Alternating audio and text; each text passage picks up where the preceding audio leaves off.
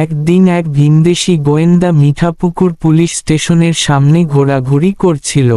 সে থানার সামনের রাস্তার এক প্রান্ত থেকে অন্য প্রান্তে শুধুই হাঁটছিল।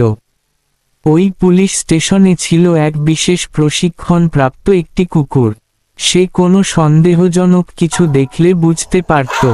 তার নাম রিগান। রিগান আইন শৃঙ্খলা বিভাগের উচ্চ পর্যায়ের ট্রেনিং প্রাপ্ত। সে ওই বিদেশি গোয়েন্দাকে দেখে হঠাৎ ডাকতে শুরু করল। রিগান থানার বড় বাবুর অনেক প্রিয় প্রাণী।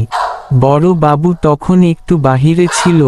তিনি রিগানের ডাক শুনে ওই গোয়েন্দার কাছে এলেন। গোয়েন্দা বড় বাবুকে দেখে দু পা ভেঙে বসে পড়লেন।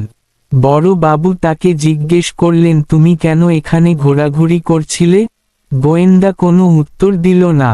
বড় বাবু বললেন, তোমাকে আমার সাথে আমার সিনিয়রের কাছে যেতে হবে।